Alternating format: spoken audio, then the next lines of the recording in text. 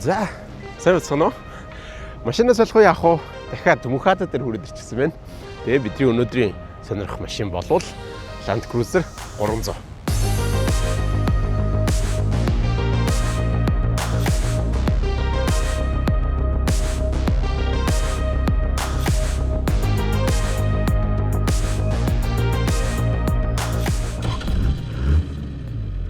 За Land Cruiser гэдэг машин бол ер нь Toyota-гийн хамгийн том бэлэг тэмдгүүдийн нэг.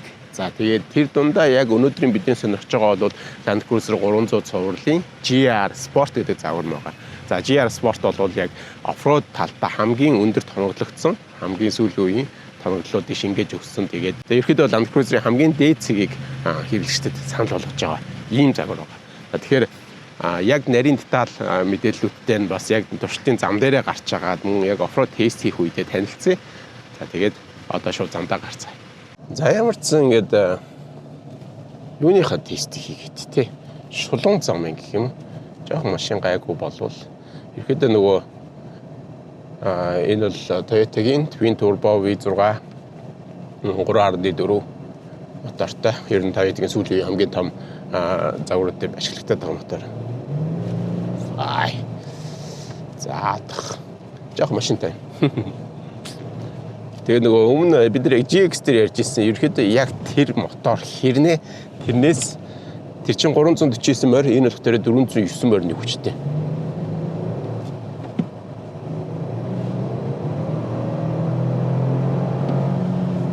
За яалтчгүй тий. Хүчийг бол ярих аргагүй сайхан байна уу. Хурд мурд авалт бол зүгээр. Land Cruiser гэдэг машин за монголчууд бол танил болоод зөндөө удаж байгаа итгэлт тий. Ер нь зүгээр ерөөхдөө монголчуудын go to хамгийн ихэнд Монголын зам дээр шалгасан машин бол Land Cruiser гэж нэрлэдэг. Төв завсарлаад та бүхэнд хэрэгтэй мэдээлэл өгсөн юм аа. Бидэртэй адилхан машинаа солих уу, шинэ машин худалдаж авах уу гэдээ эргэлзэж байгаа бол энэ мэдээлэлд анхаарлаа хандуулаарай. Ocean Finance автомашины лизингийн үйлчилгээнд урамшуул залтсан байгаа юм байна.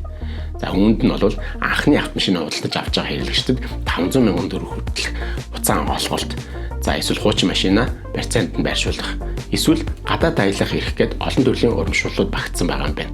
Автомашины томоохон худалдааны төвүүдийн салбартай болох дээр салбар хайж цаг алдах шаардлагагүй 500 сая төгрөг хүртэлх зээлийг 30 минутын дотор шийдвэрлээд шинэ машинтай болох боломжтой. Бидэртэй хамтран ажиллаж байгаа Ocean Finance баярлалаа. За 300 гарч ирсэн. Land Cruiser 300 гарч ирсэн монголчууд ялцчгүй шинэ машин гараад ирэхээр хуучнаа сайлаад шинийг нь муулдаг. Тэр зарчмаараа энэ машинд нэг хэсэг нь дургу, нэг хэсэг нь хүлээн зөвшөөрсөн. За тэгтээ дэлхийн технологи бол энэ машин хэлний хүлээн зөвшөөрсөн. Монголчууд бас нэг азтай нэг юм юу вэ гэхээр энэ машины баг байж болох бүх боломжууд хөлбөр нь Монголд худалдаалагддаг. За тэгээд тэр нь одоо дотроо англиудын яриад байгаа шүү дээ. За GXR, VX, ZX, GR Sport. За тэгээд энэ дундаа бас зарим нэг загварууд нь бензин, дизель гэдэг ингээд хуваагдаад явцдаг. Ийм байгаад байгаа. Тэгээд загвар болон бас өөр ингэсэн онцлог давуу тал хэрэглээний онцлогтод тааруулсан юмнууд байдаг. Тэгээд ер нь та бүхэн анзаараад үзэх юм бол Монголд худалдаалдаг машины аль ч төрлийн машин загварууд дээр за гадны улс орнд өчнөө олон хувилбарууд байдаг бол Монголд тэгж худалдаалагддаггүй. Харин тэр дундаа зөвхөн яг Land Cruiser хамгийн олон төрөл одоо дотрын загварын ялгаатайгаар худалдаалагддаг. За хуучин машинууд бол тэгээд яг тэндээс ямар машин орж ийн тэрийг хүмүүс худалдаж авдаг шүү дээ. Land Cruiser-ийн GXR гэдэг хамгийн entry level, хамгийн доотлын level-ийн загвар байгаа. За тэгэнгүүт энэ нь болох дээр за үүний хувьд мэдээж бас загвараас хамгийн боломжтой үнэтэй тий. За тэгтээ энэ дээр V6 4.0 1GR гэдэг одоо хуучин бидний сайн мэддэг Forerunner болон за Land Cruiser 200 дээрч байдаг байсан ийм загварын моторыг ашигладаг. За тэгээд урагшаа 6 шатлалт хурдны хайрцагтай ийм загвар байгаа. За тэгээд ер нь яг тэр загвар бол бас яг дэлхийн олон улс орнд бол төдийлөн худалдаалагддаггүй юм байлээ. Тэгэхээр тэрнгээр нь би бас хэлээд байгаа байхгүй. Яагаад тэр загвар байдаг вэ гэхээр монголчуудын нөгөө нэг яриад шинэ загварын машинуудын нөгөө турбо хөтөлгөөр янз бүрийн асуудлууд гарч ийн энэ гэдэг юмд эргэлздэг хүмүүсийн хувьд хамгийн уламжлалт батлагдсан найдвартай нөгөө моторын хөлбөр болох 1GR моторыг орчин үеийн загварын машин дээр нь суйрлуулад өчгсөн тийм давуу талтай машин байдаг гэсэн. За VX загварын хувьд болох дээр За VX загвар нь ерөнхийдөө яг энэ орчин үеийнхэн шинэ үеийн мотор хурдны хайрцаг те хөдөлгөөр болон хурдны хайрцагыг хослуулсан загварын entry level гэж ойлгож болох юм. За тэгээд яг орчин үеийн юмнуудыг энэ бүгднийг шингээгээд өгчихсөн байж болох. Тэгээд яг 300-ийн шаардлагатай юмнууд нь бүгд байгаа. Дээрээс нь хой дифференциалаа төгжигч опшн бас нэмэгдэх нь бас туулах чадварт нь бас сайн нөлөөтэй те. Ийм загвар байгаа. За тэгээд VX ямар хүмүүст илүү хэрэгтэй вэ гэхээр яг л нөгөө бас яг оффроудыг илүү сонирхож яг энэ машиныг тэр зорилгоор бас ашиглаж байгаа хүмүүст нэг entry арай хямд хэрнээ боломжийн эхлэлийг тавиад өгчдөг. За ерөнхийдөө тэр VX нь бараг л ер нь худалч нь бол 90% нь хангалттай гэдэг чинь яг оффроуд английн ер нь ингээд бидний зуны аяллуудыг бодож үзэхдээ 90% замд нь бол хангалттай явчихдаг тийм шаан гэсэн. За тэгэнгუთ чинь ZX гэдэг нэг хөлбөр байгаа. ZX нь болох тэр за энэ 300 дээр Монголд худалдаж байгаа 300 бүгднгээс нь ялгаатай ганцхан юм хойно юу байхгүй. Хой дифференциал төгжигч байхгүй. Тэрийг LSD гэдэг байгаа. Limited Slip Differential гэж нэрлэж байгаа. Тэрний ямар учиртай юм бэ гэхээр за ерөөхдөө нөгөө нэг A-Track гэдэг ер нь Toyota-гийн хөгжүүлсэн тэр Assistant Traction System нэг тийм технологи байдаг. Тэр технологийн өөр нэр нь юм уу да тий LSD гэж нэрлэдэг. Тэгээд яг төгжөөшийг ажиллахгүй гэхдээ ямар ч дугуй хийргсэн үед автоматар өөрөө мэдрээд ажиллана гэсэн үг. Тэгээд ZX загвар нь илүүтэй хот болоод тэгээд ер нь нэг юм хурдны зам нэг юм илүү тав дух дээр суурилсан тэр загвар болж хувирдаг. Тэгээд тэрийгээ дагаад хормоо урдлын гүбэр, хойд гүбрүүд нь ерөөдөө доошоо нэмэлтүүдтэй. Тэгээд тэр нэмэлтүүд нь бас яг хэрэв барта замд авч явах юм бол туулах цэгүүд болчдөг учраас барта замд хөдөлгөөн тохиромжтой байдаггүй загвар гэсэн үг. За тэгвэл тэр загвар за одоо энэ GR Sport гэдэг байгаа энэ загвартай адил төстэй нэг юм байдаг нь юу вэ гэхээр амаржин төстэй. Амаржин одоо энэ дээр жишээлбэл би ингээд өмнө би нөгөө Lexus GX загвартай ярьжсэн шиг за би комфортод тааруулж болно те эсвэл спорт ч гэдэг юм. Тэр гормоос шалтгаалаад амаржиных нь ажиллагаанд нь бас тодорхой нөлөөлөлтийг үзүүлдэг гэсэн нөгөө дампнер гэж юм байдаг. Тэр нь ингээд ажиллагаан дээр нөлөөлөд илүү тав тухтай байдлыг бий болгох юм уу эсвэл илүү спортив филм бий болгох юм уу гэдгийг нь тохируулж хийдэг гэсэн санаатай. Тим төстэй юм орж ирж байгаа. За тэгвэл GR Sport руу орно. За GR Sport яадаг вэ гэхээр саний өмнө миний ярьж байгаа бүх юмнууд нь нэмэгдэж явсаар байгаад энэ дээр орж ирээд за тэрэн дээр нэмэх нь юу нэмэгдэж байгаа. За урд дифференциал төгжигч нэмж байгаа. За тэгээ GR гэдэг нь өөрөө Gazoo Racing гэсэн үгний давшилт энэ Toyota-гийн хөгжүүлдэг уралдааны чиглэлийн хөгжүүлэлт байхгүй. Тэгээ Gazoo Racing гэдэг. За Америкт бол TRD Sport гэдэг илүү үг нь бол оффроуд тал руугаа хөгжүүлдэг Toyota Recent Development гэж бас байдаг. За энэ Gazoo нь болох дээр илүү international олон улсад хөгжүүлдэг загвар гэсэн үг. За тэгээд энэ Gazoo гэдэг энэ хаасаагүй GR гэдэг логонууд байгааг бас харж болох байх. За тэгээд өөр нөгөө төрөний дифференциалаас өөр ялгаатай юу байдаг юм бэ гэхээр ер нь зүгээр яг энэ машин дээр байж болох бүх технологийн дэвшил бүх юмнуудыг энэ дээр нэгтгээд өгчихсөн өмнөх загварууд дээр байсан бүгднийг энэ дотор байгаа нэмэлтээр юмнууд байгаа гэсэн санаатай. За яг оффроуд горн дээр очих тэр нэмэлт юмнуудын талаар ярилцсан. За тэгээд энэ дээр гэхдээ би сая бол дандаа бензин загваруудыг ярьчихсан шүү дээ. Тэнгууд энэ талд нөгөө талд дахиад дизель загварууд байгаа да.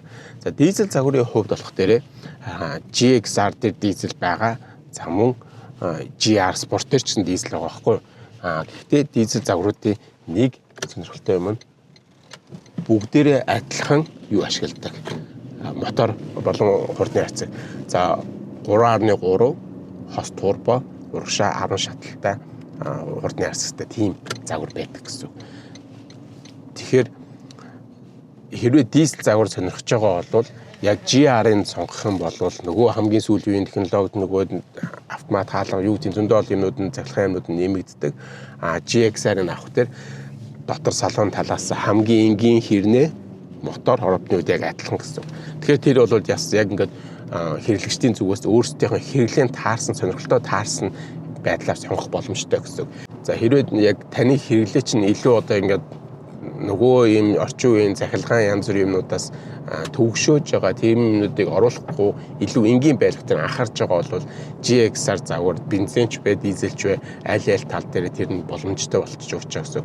За бензин загвар нь бол бүр хуучныхаа моторыг ашигладаг, бүр хуучны хурдны харьцааг ашигладаг учраас илүү нөгөө найдвартай бат бөх байдал гэдэг юм нь одоо илүү батлагдсан чанар гэдэг утгаараа тий.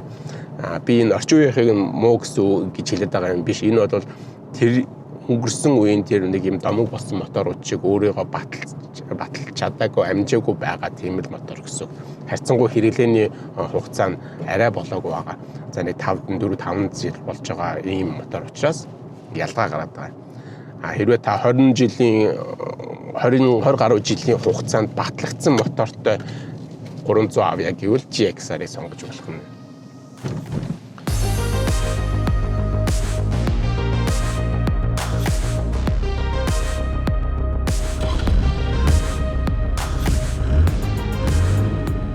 За GX-тэй дугаар дээр яг энэ замаар би уруудаж нөгөө нэг дакиг ажиллуулж уруудсан шүү дээ. Одоо болохоор кролыг нь ажиллуулж яг энэ замаар өгсөх гээд байгаа байхгүй юу?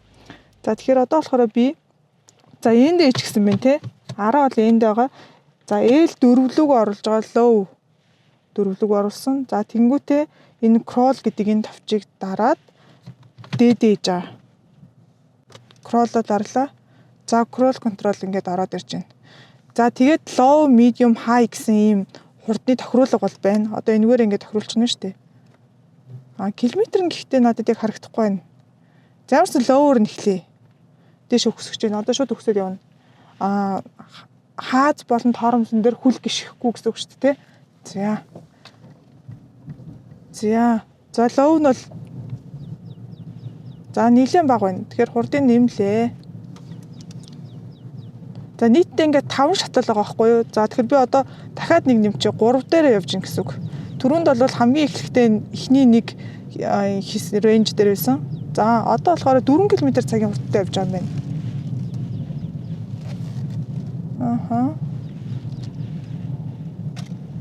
За одоо энэ хаац торомсон дээр ерөөсөө гიშггүй байгаа гэсэн үг чинь крол контрол.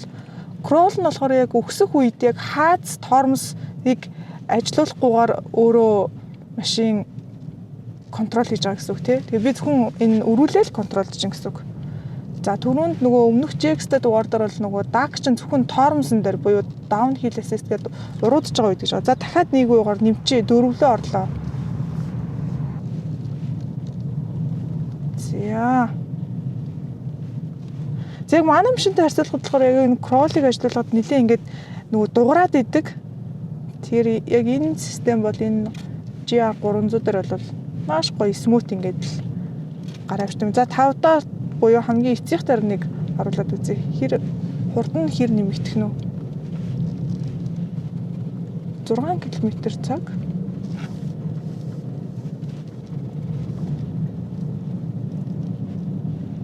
За ингээл айгуу гоё гараад ирлээ.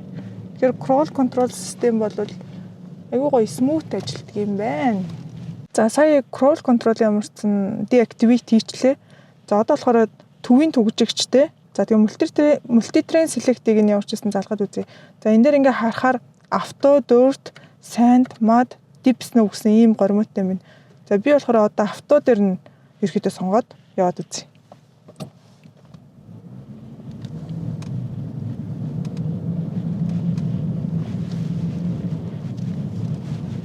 Цаас харьцангуй өмнөх GX-ийн дугаарыг хийхдээ харьцуулахад арай багассан байх шүү. Multi-train select-тэй сонгоё. Deep snow дээр. Энд нэг ерөн жоохон зам яваагүй хэсэг байна л да. Тэгэхээр энэ жоохон нэг цас ихтэй байгаа тийм. За тэгэхээр ямар ч сан Deep snow гэдэг горим дээр тавьчлаа. За тийм ямар ч ороод үзье.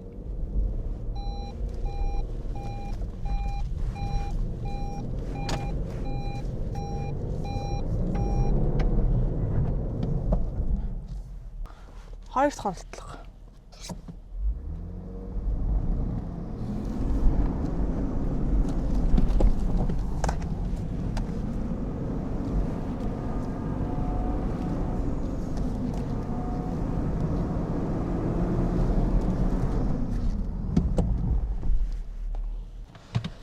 За дахиад үзье да.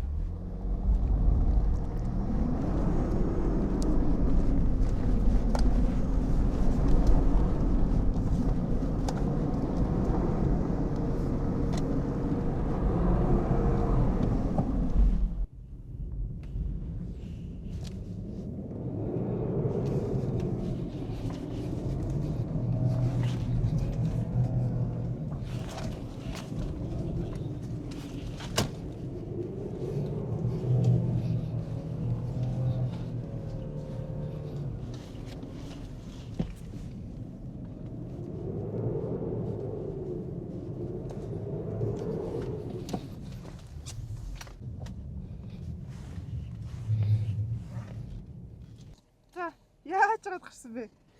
За сая юун дээр дипснүүд дээр явуулсан шүү дээ. Тэгээд хойд дугуй ядс нэг түгжээг хийх ашиглачих гэж бодоод хойд талын түгжээг хийх гэсэн чинь заавал L4-тэй хийх ёстой. Тэгээд L4-тэй хийгээд хойд дифференциалаа төгжиж жагаад за тэгээд санд модыг ашиглаад тэгээ гарч ирсэн. Ер нь бол жоохон хүч хэрэгтэй. Яг их холоос нөгөө яаж чадахгүйс учраас энд зай давчтаа жоон хүч дутаад байсан дээр нь жоон хүчтэй л гараад ирсэн гэсэн үг л дээ. Засан дээр хэрнээ санд мод бас болох юм тий. Уу яг хоо засан дээр санд мод ашиглаж байгаа санаа нь ер нь цаа зарчим нь бол ойролцоо байхгүй юу? Цас санд хоёр чинь ойролцоо. Нөгөө машин ажиллах зарчим тэр таарна. Яг уг нь бол цасан дээр явж байгаа хүмүүс ихэвчлэн хай дөрөв дээрээ явдгийн. Ер нь тэрний илүү тохиромжтой байдаг ч гэсэн яг саяны өгдөл дээр бол лов дөрөв дээр хийх зэрэг аргагүй байлаа. Яа. За уламжлал ёсоор машинтайгаа танилцъя тий. Тэгээ бас ямар машинтай өнөөдөр гарч ирсэн бэлээ гэдэг танилцуулъя. За энэ бол Land Cruiser 300 цувралын GR Sport. За өнөөдрийн битээр авч явж байгаа машин маань 2022 оных нь загвар юм байна. Тэгэхээр тэрнээс шалтгаалаад дотор за тэгээ магадгүй гадна ганц нэг жоохон өөрчлөлт байдаг гэж магадгүй юм байна. Тэгээд тэрнийг бас ингээд ярихын дунд хараад ярилцаад явъя. Тэгээ зарим нэг мэддэг хүмүүс нь тэрийг бас point out хийгээ comment биччихээрэй тий. За GR-ыг бусад загвараас нь ялгадаг гол юм нь энэ ч нэ байдаг. Toyota гэсэн нэрийг нь бүтнээр нь оруулж өгсөн. За 300 цувралын бусад VX, ZX, JXR загварууд бол бүгдээрээ Toyota-гийн логотой. За тэгээд энэ үндсэн grill нь бас нүүрнийх хэсэг нь бас арай өөр байдаг тий. За тэрнгээр нь бол GR загварыг бол амархан ялгаж болно. За GR нь өөрөө яг илүү оффроуд болон спорт чиглэлээр илүү зориулагдсан учраас за уртлын энэ approach angle бол арай өндөр байдаг бусад загваруудаа бодох юм бол за тэгээд энэ хэсэг дээр бас энэ мат хуванцар маягаар оруулж өгсөн. Энэ маань гэхдээ яг нэг иймэрхүү жоохон зурдах гэдэг бас эрсдэл байдаг. Мат болохтой тэр нь илүү их мэдэгддэг гэх юм уу. За тэгээ хажууд чинь ингээд яваад үзэх юм бол бас яг энэ дугууны аркныхаа энэ хэсэг дээр тэр материал нь үргэлжилсэн юм фендер гэж ярьдаг те. Фендертэйгээ. За энэ бол яг aftermarket обуудтай байна. Энэ ROH гэдэг брендийн обууд байна. Яг өөрийнх нь бол бас яг адилхан 17 инчийн хайшин обуудтай байдаг. ZX эдгээр загварууд болох тэр бүр 20 инч жилүү те. Нэлээд том обуудтай байдаг болвол энэ илүү яг оффроуд зориулагдсан обуудаар тонологдсон байдгаараа ялгаатай. За GR загвар дээр нэг таалагддаггүй юм нь ерөөхдөө энэ гişгүр жоохон тийм хийцэл муутай гэх юм уу. Яг оффроуд тонголж байгаа машинд ойр бол ийм биш яг нөгөөд нэг төмөр гişгүр байдаг ч тийм. Тим юм хийгдсэн байвал угаасаа. Гэхдээ төмөр гэдэг нь зүгээр шууд төмөр биш яг араам дээр боогддог төмөр rock slider гэдэг утгаар ярьж байгаа тийм. GR дээр тийм опшн байхгүй байгаа нэг талаараа надад бол жоохон онцгой санагддаг. За дахиад ар дээр бол бас дахиад GR Sport байж нь байгаа. За GR Sport-ыг Gazoo Race гэдэг байгаа шүү дээ.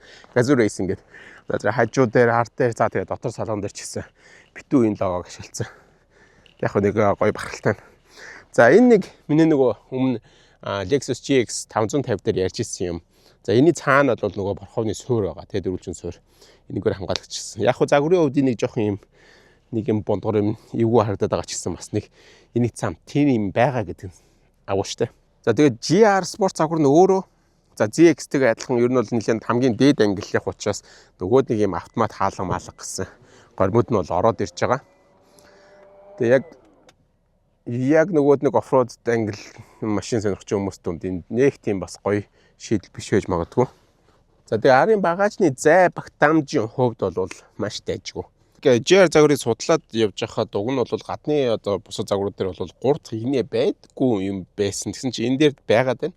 Тэг яг 3 дахь игнэ би нэг онцолж яриад байгаа шалтгаан нь 3 дахь игнэ байхгүй загварууд нь бол дундлын игнээг ингээ буулгаад цаашаа босгочтой байхгүй. Тэгэхээр арт нь ингээд битүүд ихшгэн болоод тийм болчороо нэгсэндээ одоо камп хийгээд машин дотор унтдаг хүмүүсийн хувьд ч юм уу те эсвэл ингээд тэрийг ингээд хавтгаад тэр чихээр ашиглахад илүү тохиромжтой санагдчихсан бол за яг Монголд байгаа магадгүй эсвэл яг энэ 22 оны GR загвар дээр ч юм 3 дахь игнэ байна. Тэгээ 3 дахь игнэ байхаар дундлын суудлаа босгоод ирэхдээ тэнд нэг юм сонин ховл үсээд нэг жоохон тийм юутай байдгийн байлээ. Нэг тийм ялгаатай. Тэгэхээр нөгөө ашиглалтын хувьд бас жоохон өөрчлөлтөд орж ирэх байх. Түүнээс биш бусдаараа бол ерөнхийдөө бол игнэгээ буулгацсан үед бол зай багтаамж ер нь угаасаа Land Cruiser-ууд ямар үлээтэй те ер нь бол зай багтаамж сайтай байдаг. Тэгээд тэрийг бол хадгалж өгсөн. Зай багтаамжууд ярих юм байхгүй сайхан. Багтаамж сайтай загвар.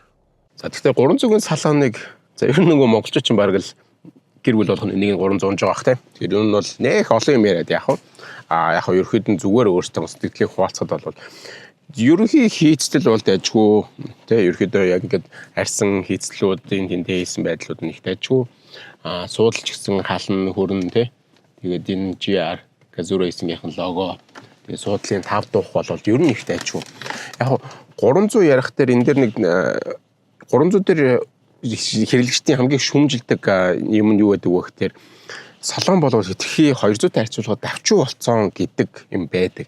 За тэр тал дээр бол миний сэтгэл гэх юм бол 200 бол яалчгүй бүр нэг юм буудан дээр сууж байгаа юм шиг бүр аймаг гой 5 тухтай юм том суудалтай байдаг нь бол үнэн.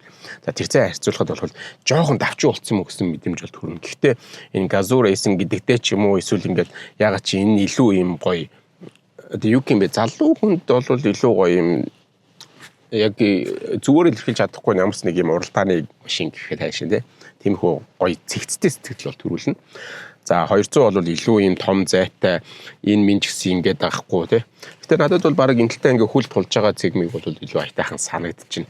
За тэгээ хийцлийн хувьд бол ерөнхий энэ эргономик байдлыг харах юм бол өмнө бид нар Lexus GX 550-ыг үүссэн. За тэгээ ер нь бол энэ Toyota болон Lexus-ийн энэ орчмын загварууд бол ойролцоо байдаг болохтой танил систем. Тэгэхээр бол хайрцангуй дайжгүй байна. За тэгээд товчнуудаар юмудаа шийдчихсэн шаардлагатай юмуд нь бүгд товч байгаа нь бас их таалагдж байна. Угаасаа надад бол тийм илүү таалагддаг. Дэлгэцийн систем бол дэлгэц бол айтайхан том дэлгэц байгаа. Гэхдээ энэ за яг энэ загвар дээр бол яг дотор функц нь бол жоох ажиллагаа төвөгтэй. Тэгээд нэг дэлгэцээ бүрэн дүрэн ашиглаж чадаагүй юм уу даа л гэж санагдаж байна.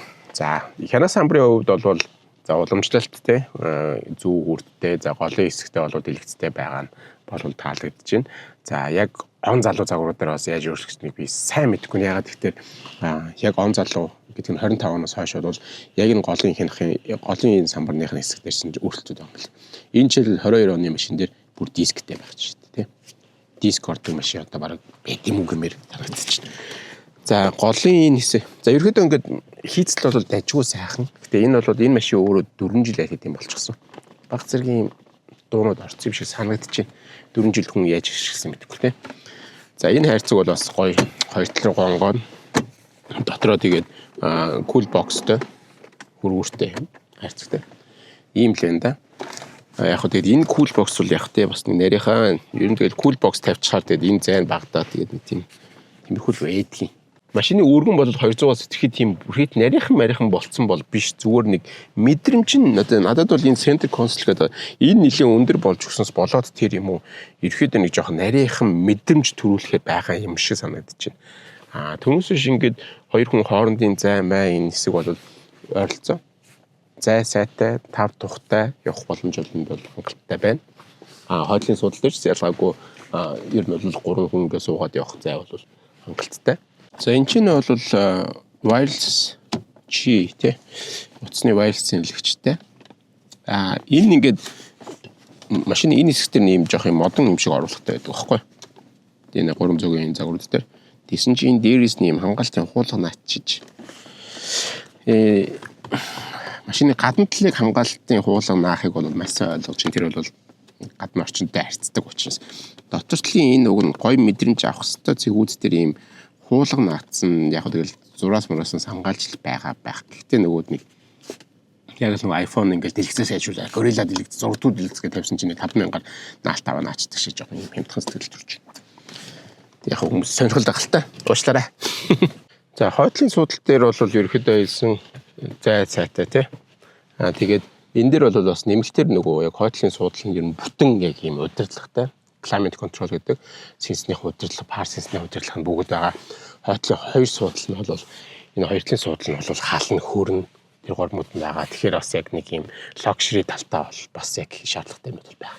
Тэгээ нөгөө хойдлолтой парта учраас энэ бас нөгөө машин болгон байдгүй шүү дээ. Ер нь бол хүмүүс анзаардаг болохоос энэ хойдлолтой энэ дээрээс синстэй, доороос синсгүй тий. Үгүй доороос синстэй, дээрээс синстэй. Хойдлолт 3 дахь игнээ бас адилхан дээрээс синстэй. Ийм горимтой гэсэн. Тэгэхээр ер нь бол аялж явж байгаа үед бол жолооч урт хоёр хүнээсээ гадна хойдлын зорчигч гэсэн 5 дахьтай явах боломжийг бол бүрдүүлж өгсөн. За 300-ийн мотор. За түрүүнийг хальт ярьсан тий. GXR загвар арай өөр мотортой гэдэг бусд бүгд адилхан. За тэгээд энэ бол 3.4 V6 twin turbo урагшаа 10 шатал тороптой ийм мотор байгаа даа. За яг 300 загвар гарсанаас хойш хэрэглэгчид нөө Toyota Fan-уудын хувьд хамгийн их шүүмжилсэн юм бол ерөөсөө энэ мотор байсан. Ягаад гэвэл өмнөх 200 загвар дээр байсан V8 мотор тий. За Монголд бол 4.5 билүү тий V8 байсан. 4.7 V8 байсан бол за бүр Америкийн зах зээл дээр бүр 5.7 V8 хүртэл гардаг тий. Ер нь бол яг Toyota-гийн тэр V8 хөдөлгүүр нь өөрөө яг домог болчихсон мундаг хөдөлгүүр байсан учраас за тэрийг V6 болгоод дээрэс нь нэгсэндээ 2 цилиндр хасчлаа тий. Тэгээ дээрэс нь 3.3 болгоод жижигсгчлээ. 3.4 шүү. Тэгэн гутаа турбогоор хүчийг нэмээд яг цаасан дээр үзүүлэлтээр болох дээр нөгөө V8 хөдөлгүүрүүдээс энэний гаргаж байгаа морины хүч болоод мушгын хүч нь хамаагүй илүү байдаг. Тэгвэл нөгөө өөрийнх нь моторын багтаамж нь бага. Тэгээд гол нь турбогоор хүчлээд байгаа нь ер нь яг энэ системийг хараад үзэх юм бол өмнөх загваруудаас арай илүү complicated буюу дотор нь жоохон төвөгтэй юмнууд ихтэй гэдэг шүүмжил бол байсан. Гэхдээ энэ бол Toyota-гийн хувьд бол шинэ юм биш. За монголчуудын хувьд ч гэсэн ер нь ингээд шүүмжил бол шинэ юм биш. Яа тэгэхээр монголчууд бол шинэ юм харахаараа хуучнаа илүү их үнэлж шинэ юм дандаа муулдаг.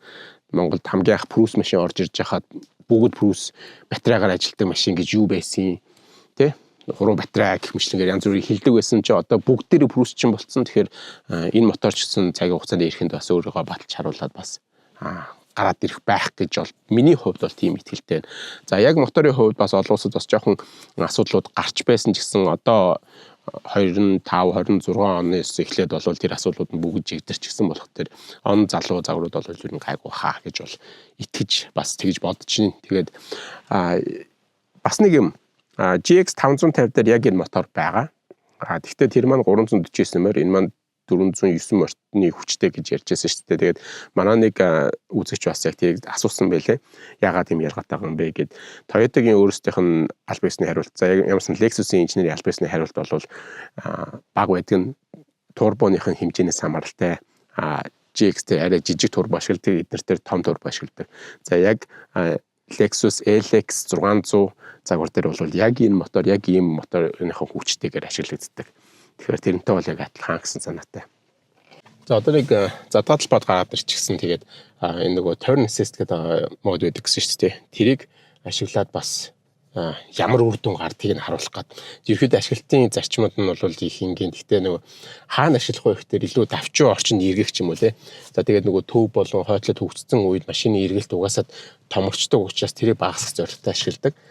За тэгтээ эхлээд юу чсэн яг энэ байгаа газараа би одоо яг зогсож байгаагаас өрүүлээ тултлан дараад тэгээд нэг туршилтын эргэлт хийж үзүүлээ те. Тэгээ бүтэн яг ирэхэд хэр том зайд эргэж гин гэдгийг бас харж болох бах. За яг ингээд бүтэн эргээд нөгөө тийш харахад иймэрхүү байна гэсэн үг. За яг энэ дарсан чихтэй би буцаад ухарчээ. Тэгэхээр я буцаад нөгөө газараа ирнэ гэж найдаж байна те. За энэ навцаа байлоо. За баг зэргийн үнцгийн ялгааны гарахгүй хаа. За энд байгаа гэсэн үг. За одоо тэгээд turn assist-ыг ашиглахын тулд зүгээр за одоо ингээд би high дөрөв дээрээ байгаа. Тэгээд turn assist-д дарах юм бол ингээд crawl идэвхжүүлээ гэдэг. За crawl нь болохоор түрүүн dark crawl гэж товч байгаа шүү дээ.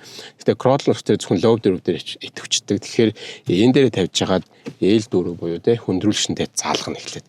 За дээд дээрээ тавиад crawl-оо идэвхжүүлнэ. За ингээд crawl идэвхжсэн хурдыг нь тааруулна. За 2 ч юм уу 3 дээр таарууллаа. 3 дээр тааруулчих тий. За 2 ч юм уу тий. Тэгээд одоо энэ дээр turn assist-д дарна гэсэн үг. За тэгээд тултлан дарлаа. Тэгээд одоо turn assist-ны ажиллах боломжтой. Тэгээд энэ үед нөгөө crawl асаацсан байгаа учраас би хааз болон тоормс гэж шаардлагагүй машин одоо өөрийгөө эргүүлнэ гэсэн үг байхгүй.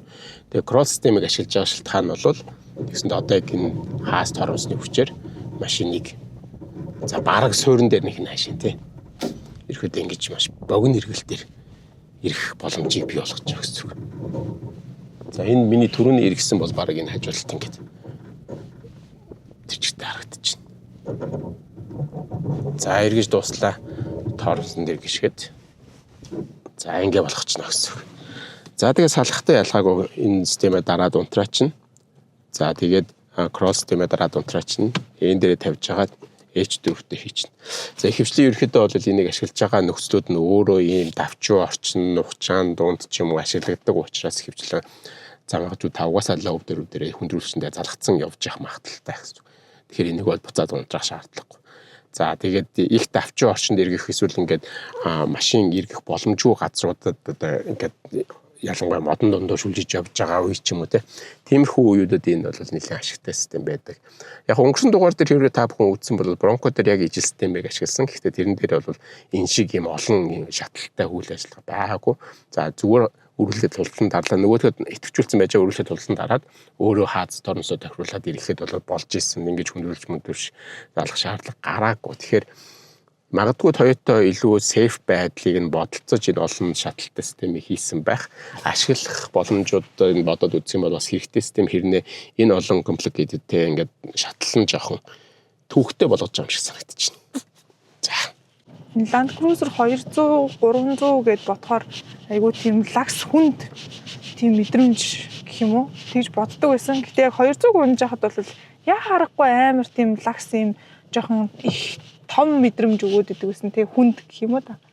Тэгсэн чинь яг одоо энэ 300 гунаа явсан чинь юу ч тийм санагдахгүй юм. Тэгээд нөгөө нэг гаднаасаа ер нь бол харахад бас манай машинаас ер нь арай өргөн штэ. Гэтэ бариад явхад ерөөсөө тийм хүнд лагс мэдрэмж өгөхгүй байх юм. Тэр нь бас дахиад нэг буцаад нэг нэрээ юу лээ. Энэ 300 чинь бас байж болох юм болов гэдэг би бодол авчиж байгаа юм шүү баг. GX 550-тай харьцуулах. 550-тай харьцуулахад за 550-тай харьцуулахад угаасаа 550 нь яг арай илүү гоё тухтай байсан. Тэгээд тэр нэг машиных нь өөрийнх нь тэр нэг юм өнгө төрх ингээл дотор гадна гэж байгаа. Тэр юмнууд нь GX 550 миний хувьд бол илүү байсан. Тэгээ үнэхээр яг luxury гэдэг тэр мэдрэмжийг яг өгсөн. Тэгэхээр тэр талаасаа бол GX 550 болол юусэн. Тэгээд энэ өрүүлийн хувьд бас нөгөө нэг аюу гоо эвтэх юм байна. Өрүүл нь 300-гийн өмнө нэг өөр машинуудыг бас үзэж хахад гэдэг нь болохоор өөр өмнө нь энэ цувралтай холбоогүйгээр ерөнхийдөө ийм 200 300 гэсэн юм шиг унж хахад жоохон юу байгаад гэдэг юм санагдсан. Арай тийм жоохон бандгар өрөвтэй нэг жоохон тийм өсрөл мэдрэмж л өгөөдсөн. Тэгээд одоо тэгсэн чи яг энэ 300-ийн хувьд л ерөөс тийг санагдахгүй шүү дээ. Бас байж болох юм бол гэдэг тийм бодол өгөөд байна. За нөгөө гоё 76 дээр явдаг гоё юун зам руу гараад ирсэн шүү. Зэгсчдэг зам руу гараад ирсэн шүү. Машинаас салахгүй явах үгээд ирэл хаагуул хийгээд одоо энэ ярамгийн замаар энэ өвлийг л өнгөрөөж хавртаа золгож байна доо.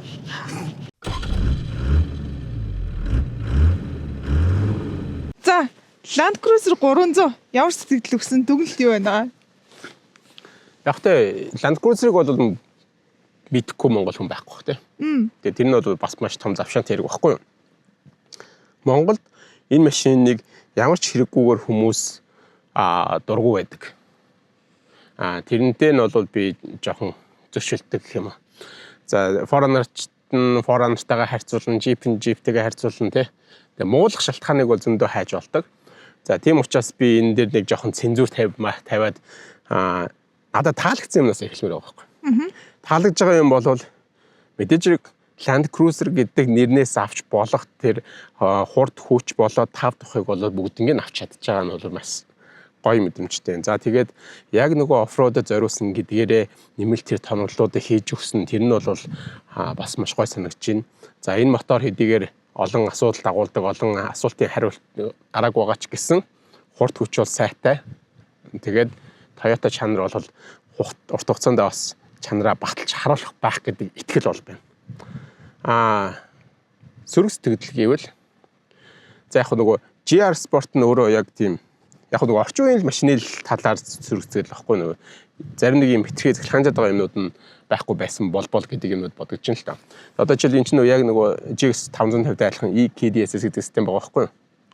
Тэгэхээр энэ чинь яг оффроудад илүү сонирхолтой хүмүүс болвол нөгөө свейбараад механикаар салгадаг тийм системтэй баймир байгаа байхгүй. Тэрийг сонголтыг би өөрөө хийдэг баймир. Тиймэрхүү юмнууд нь бүгдээрээ захилгаанчсан, автоматизсан гэдэг нь бол жоохон сөрөг сэтгэл төрүүлж байна. Гэхдээ Land Cruiser 300-ийн цувралын дунд бол олон сонголт байдаг болохоор тэнцэнээс бол яг өөрсдөө таарах сонголтыг бол хийж болох байх. Бидний хувьд Нөгөө хин ч гэсэн хин хүнд бол таарах сонголт. Бидний хувьд бидний сонголт мөн. Сонголт байж болох гэдэг хэдэн хувьтай. Тэгэхээр бидний хувьд бол энэ сонголт байх боломж бүх нөхцлүүдийн бүрдүүлж байгаа байхгүй. Ганц энэ дээр Foreigner-тай яг одоогийн бидний Foreigner-тай харьцуулах юм бол бид зэрэг үнийн асуудал яриад нөхөөсөж бус талаараа бол бүх талаараа давуу талтай тийм машин гэсэн үг. За миний хувьд болохоор тэгвэл ийм сэтгэл төрж байна. GX 550 дээр яг би нэг юм 80%-тай болвол ингээд бидний сонголт муу юм шүү. Одоо өөр 300 ч гэдэм үү 250 ч гэдэм үү өөр Toyota-гийн өөр юунуудыг үзэж чад энэ GX-ийн юу үнэхээр яг worth it мөн байна уу үгүй юу гэвэл yes тийм бэ. Тийм сэтгэл төрж байна. Одоо бол буцаагаад нэгсэндээ надад GX 550-ийн тэр 5 тух гэдэг талаасаа бол яг илүү байсан гэдэг тийм сэтгэл бол төрсөн. Сая өнөөдөр 300 үзээд. Гэтэ яг энэ 300 машины хувьд бол яг юм default байж болох бүх ингээд опшнуудыг тулгацсан. Тэгэхээр тэр нь бол мэдээд сайн гэсэн үг шүү дээ. Гэхдээ дефолт гэдэг дагаад яг нэг тэр одоо юу нийтлэг гэх юм уу те яг тэр юу за бүх юм байна. Яг түрүүнээс одоо би өмнөх бүх ингээд машинуудыг үзэж байхдаа зай гэж явжсэн чи зай байгаа хгүй те. Гэхдээ уучлаарай Land Cruiser 300 яг өнөөдөр те надад бол яг намайг юун дуртай вэ гэдгийг ойлгуулж өглөө л гэж би бодчих. Тэгээ тэрний юу вэ гэхээр энэ машин юм уу эсвэл надад ингээд илүү преференс хийж байгаа зүйл нь болохоор нэг тийм гоё зөвүүн өнгө төрөх гэдэг юм уу те характер энэ машинд бол үнэхээр байхгүй. За тэгэхээр яг тэр нь ингээд одоо шилбэл ингээд машина унаа явж байхдаа амар гоё мэдрэмж авдаг байхгүй юу.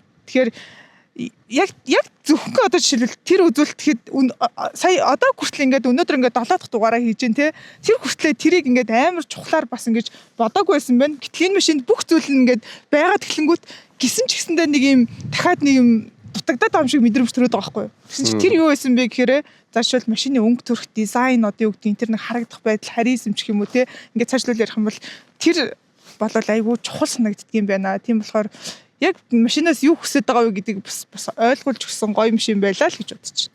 Тэр яг наад дээр чинь бол миний хувьд бол яг санал нийлж байна. Юу гэхээр яг тийм нэг exciting нэг тийм сэтгэл хөдлөм зүйл арай жоохон дутуу. Тэгээ нөгөө энэ нь гэхдээ яг энэ машины буруухээс илүү Монголд нөгөө хэтэрхий түгээмэл болчихсонтой холбоотой байж магадгүй.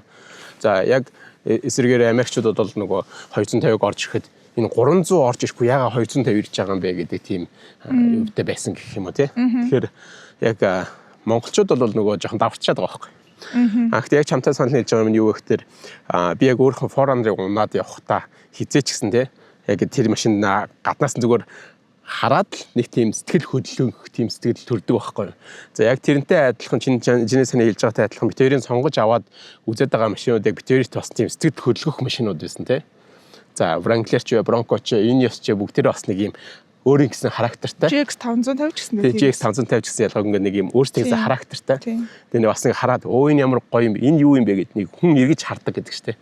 Тэр фактор бол ялчгүй байсан. За тэгээд манай Foreigner дээр яг 5 дахь үеийн Foreigner дээр ялангуяа тэр фактор бол маш хүчтэй байдаг. Тэгээд бид нар ч өөрсдийнхөө машинаа бас яг одоо би нэг хашгинууд байдаг штэ. Машинаа парклчаад эргэж харахгүйгээр хэдэж ордгоо гэдэг штэ. Нэг тийм фактор байдаг байхгүй. Тэгээд тийм фактор жоохон дотоо нөгөө хэтэрхий түгээмэл болсонтой холбоотой ч хийж магадгүй. Тэгээд яг сэтгэл хөдлөхгүй байна. Яг бүх чекпоинтуудаа ингээд бид нар чартлахтаа бүх юмыг бидний хэрэгцээг бүрэн хангаж чадсан зүгээр тийм сэтгэл хөдлөх чанар дээр л дутагдаад байна гэх юм. Тэр нь машины буруу биш. Бидний буруу биш. Энэ бол угаасаа хүн болгоно. Угаасаа яг машин сонирхогч сонирхдаг хүмүүсийн хувьд бол энэ маш том фактор болж бас бодож байна тийм. Яагаад хүмүүс яг Wrangler-ыг сонгодیں۔ Яагаад яг тэр Bronco гэдээ байдгийн өөрөөсөө сонирхлыг сонгоод байгаа тэр шалтгаан нь зүгээр үзүүлэлтийг ганцхан үзүүлэлтийг хардаг байсан бол үзүүлэлтээр нь тулгцсан зөндөө олон өөр машин байгаа шүү дээ. Тэгэхээр тэр бол маш том үзүүлэлт маш чухал фактор болж байгаа шүү дээ. Тэгээд та бүхэнд бас ямар санагдаж байна те? Яг бидний энэ хоёрын битэрийн яг яриад байгаа энэ юм хэр чухал юм бэ та бүхний хувьд? Яг ийм сэтгэл хөдлгөн байдалтай тэр фактор нь хэр чухал юм бэ? Та бүхэн бас өөрсдийнхөө машинтай бас яг сонгосон шалтгаан чинь бас тэр нөлөөлж ирсэн үгүй юу гэдгийг бас доор комментсэгт бас сэтгэлээ хуваалцаарай. Тэгээд Land Cruiser 300-ийн талаар ч бас өөрсдөө сэтгэлийг хуваалцаарай, туршлагаа бас хуваалцаарай гэж хүсмээр байна тий. Яг үнэ. Тэгээ үнэхээр бас яг 300 дотор энэ GR нь бол бас үнэхээр яг л одоо илүү яг таалагдах загвар байсан үгүй л тийм байла тий. Тий. Тэгээд битээр бол эрэл хагуулаа өргөжлүүлсээр янз бүрийн машинууд үзэж харсаар байгаа. Тэгээд та бүхэнд ч бас та бүхний бас дагаад бас битээртэй хамт ингэж үзэж хараад мэдээлэл аваасаа гэдэг үүднээс энэ видеонуудыг цувралаар бэлтгэж байгаа тий. Тэгээд яг хүн болгоны хүссэн болгоныг битээр бас хийхгүй байгаа шалтгаан нөгөөд нэг ярьж байгаа төрөний нэг фактор байна л та. Битээрийн сонирхох тэр сэтгэл татам зүйл магадгүй багтаа байгаас болоод битээр очиж үзэхгүй байж магадгүй шүү. Тийм. Тэгэхээр одоо гэхдээ ер нь бол бас ингээд 7 машин одоо 7 дугаар үүссэн бэлтгэсэн байна шүү дээ.